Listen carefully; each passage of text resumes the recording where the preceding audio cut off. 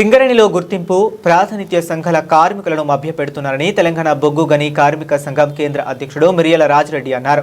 పెద్దపల్లి జిల్లా గోదావరిఖని ప్రెస్ క్లబ్లో ఏర్పాటు చేసిన మీడియా సమావేశంలో ఆయన మాట్లాడుతూ మెడికల్ బోర్డు పేరుతో తప్పుడు ప్రచారం చేస్తున్నారని ఆగ్రహం వ్యక్తం చేశారు. అదేవిధంగా సింగరేణిలో కొత్త బావుల ఊసే లేదని పేర్కొన్నారు.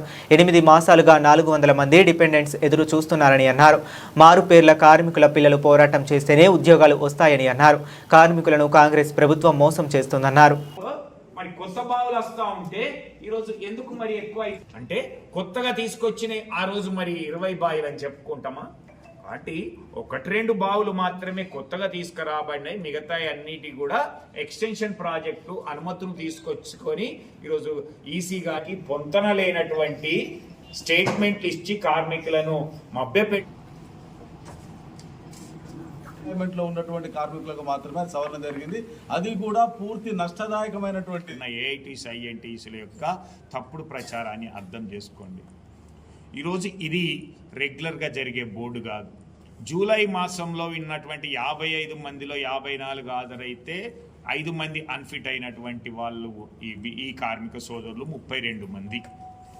వీళ్ళు గతంలో మెడికల్ బోర్డుకు హాజరై వాళ్ళకు ఫిట్ అన్ఫిట్ తేల్చలేనటువంటి పరిస్థితుల్లో దాదాపుగా 3-3.5 సంవత్సరాలు వేచి ఉన్నటువంటి కార్మికునికి వచ్చినటువంటి పిలుపు ఇది మెడికల్ బోర్డు అని చెప్పుకోవడానికి సిగ్గు లేకుండా మాట్లాడుతున్నటువంటి 2 సంఘాలు. కాబట్టి దీనివల్ల ఏ కార్మికునికి కూడా ఉపయోగకరం లేదు. 2 సంవత్సరాలకు ముందు అప్లై చేసుకున్నటువంటి అందరినీ పిలిచేటువంటి బోర్డు కావాలని కోరుకుంటున్నది ఈరోజు కార్మిక వర్గం.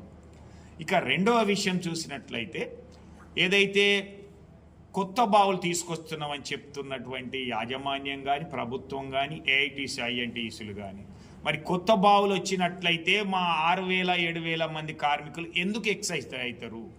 8-9 బాయిలు అవుతున్నారు కదా, అంటే ఇది కొత్తగా ఏమన్నా బొదగబడుతున్నావా, కొత్తగా ఏమన్నా చేస్తూ ఉన్నావా అంటే ఏదీ లేదు. గతంలో ఉన్నటువంటి అండర్ గ్రౌండ్ మైన్స్లను ఓపెన్ కాస్ట్ చేయడం కానీ లేదా గతంలో ఉన్న ఓపెన్ కాస్ట్కు ఎక్స్టెన్షన్ ప్రాజెక్టు అనుమతులు తీసుకురావడం, ఈరోజు ఎన్విరాన్మెంటల్ క్లియరెన్స్ తేలైనటువంటి ఈ యొక్క ప్రభుత్వాలు అయితేంది యాజమాన్యాలు అయితేంది ఈ యొక్క సంఘాలు చెప్పుకుంటున్నటువంటి సోకాల్డ్ సంఘాలు ఈరోజు ఎన్విరాన్మెంటల్ కానీ లేదా ఫారెస్ట్ ల్యాండ్ అక్వైర్ చేయకపోవడం వల్ల గత 4-5 ఏళ్ల నుంచి ఇబ్బందుల్లో ఉన్నటువంటి ప్రాజెక్టులన్నీ కూడా ఇవన్నీ ఈరోజు గోలేటి అయితేంది, మాదారం అయితేంది, కేకేఓసి మందారం మందమరి అయితేంది, జీడీకే ఓసి 1 అయితేంది, అలాగే ఎల్లందు అయితేంది, మనుగూరు అయితేంది, ఇవన్నీ కూడా 8-9 ప్రాజెక్టులు అనేటివి కూడా పెండింగ్లో ఉండి అనుమతులు లేకుండా వచ్చినటువంటి. కాబట్టి దీన్ని కూడా అసత్య ప్రచారం చేసి పబ్బం గడుపుకోవాలని చూస్తున్నటువంటి సంఘాల నిజస్వరూపాన్ని మీరు తెలుసుకోండి. అందుకే యువత ఆలోచించమని చెప్తా ఉన్నాం. అలాగే సీనియర్ నాయకులు కార్మిక సోదరులందరూ కూడా మీ అనుభవాన్ని రంగరించి ఏ నాయకుడు ఏ సంఘం మీకు అండగా నిలిచిందో ఒకసారి గుర్తుపెట్టుకొని అందుకే పోరాడితే తప్ప మీ హక్కులు సాధించబడవు అనేటువంటిది మారుపేర్ల పేరుతో చెప్పినటువంటి వాళ్ళు మారుపేర్లను సర్క్యులర్కే ఇప్పించి 10వ తరగతి పాస్ కాని వాళ్ళందరినీ విజిలెన్స్కు పంపేటువంటి ప్రక్రియ కొనసాగుతుంటే మీరు ఇంకా ఎవరిని నమ్ముతున్నారు, ఎలా మోసపోతున్నారు అనేది తెలియజేస్తూ పోరాడండి. మీకు అండగా అన్ని సంఘాలు నిలుస్తాయి అనేటువంటిది తెలంగాణ బొగ్గని కార్మిక సంఘం మీకు అండగా నిలుస్తుందని తెలియజేస్తా ఉన్నాం. జై తెలంగాణ. సింగరేణి కార్మికులను రాష్ట్ర ప్రభుత్వాన్ని రాష్ట్ర ప్రజలను తప్పుదోవ పట్టిస్తున్నారు. ఇవాళ కాంగ్రెస్ ప్రభుత్వం అధికారంలోకి వచ్చినాక 6,000 పైచిలుకు కోట్ల రూపాయల లాభం వచ్చింది సింగరేణికి అని చెప్తే 6 రూపాయలు పెట్టి నట్టు బోట్లు కొనుగోలు చేయలేకపోవడం వలన 3 కోట్ల నుంచి వెళ్ళి ఆ పైబడినటువంటి డంపర్లు షెవళ్ళు కూడా ఇవాళ ఓపెన్ కాస్ట్ గన్లో పనిచేయకుంటున్నాయి. తద్వారా ఉత్పత్తి తగ్గిపోతూ ఉన్నది. రెండోది ఉత్పత్తి బొగ్గు నాణ్యత కూడా పడిపోతూ ఉన్నది. ఈ సంస్థ నష్టాల్లోకి పోవడానికి ఇవాళ కాంగ్రెస్ ప్రభుత్వము సింగరేణి యాజమాన్యం అనుసరిస్తున్నటువంటి తప్పుడు విధానాలే కారణమని తెలంగాణ బొగ్గని కార్మిక సంఘం భావిస్తూ ఉన్నది. ఇవాళ అన్న చెప్పినట్టు కొత్త బొగ్గు బాయలు ఒక్కటి రాలే. అదే బీఆర్ఎస్ ప్రభుత్వం అధికారంలో ఉన్నప్పుడు 18 కొత్త బావులు వచ్చినాయి. ఇవాళ లైఫ్ ఎక్స్టెన్షన్ ప్రాజెక్టులు వచ్చినాయి. వీడు 9 తెస్తే 9 మందికి ఉద్యోగం వేయలేకపోతున్నామని ఎట్లా చెప్తాను?